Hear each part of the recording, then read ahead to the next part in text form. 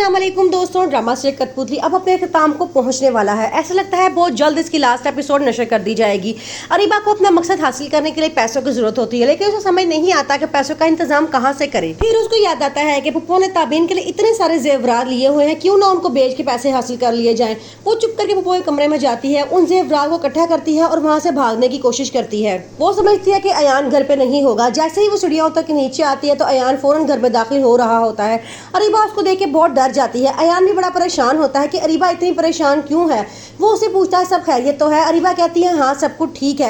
ये कह के वो वहाँ से भाग जाती है। अयान अब सोच में मुब्तला हो जाता है कि ऐसा क्या है, अरीबा को कौन सी ऐसी बात बहुत परेशान कर रही है। और अयान ये बात भी जान चुका होता है कि अरीबा ने अपने सारे पैसे हारून के पास इन्वेस्ट किए हैं। वो बार बार बहाने बहाने से अरीबा से पूछता है कि तुमने अपने सारे पैसे कहीं हारून को तो नहीं दिए, लेकिन वो टाल देती है और कहती है नहीं, वो कोई और इंसान है जिसको मैंने सारे पैसे इन्वेस्ट किए हैं। अयान अपने दोस्त से इस बात का जिक्र करता है और कहता है कि मुझे लगता है कि अरीबा ने सारे पैसे हारून के पास इन्वेस्ट किए हैं और मुझे लगता है कि सारे पैसे उसके डूब जाएंगे, क्योंकि हारून एक अच्छा इंसान नहीं है, वो एक फ्रॉडिया है और सारे पैसे उसके लेके भाग जाएगा। दोस्त कहता है कि आपको अरीबा को सारी बात बतानी चाहिए और उसे पूछना चाहिए। वो कहता है कि मैंने अरीबा से बड़ी बार पूछने की कोशिश की है, लेकिन वो मुझे कुछ बताने को तैयार नहीं है। और अरीबा ये भी नहीं जानती कि मैं और हारून एक ही कंपनी में पार्टनरशिप है और हम दोनों एक दूसरे के ऑपोजिट हैं। दूसरी तरफ ताबीन अब जिंदगी में आगे बढ़ चुकी होती है। वो बहुत अच्छी जगह पे जॉब कर रही होती है और एक मुतमईन जिंदगी गुजार रही होती है। उसके मामा पापा भी उसको देख के बहुत खुश होते हैं और कहते हैं कि हमें आज काफ़ी अरसे बाद अपनी बेटी के मुंह पे मुस्कुराहट नजर आई है। वो उसको बहुत सी दुआएं देते हैं और कहते हैं कि अल्लाह ताला हमारी बेटी को हमेशा खुश रहे,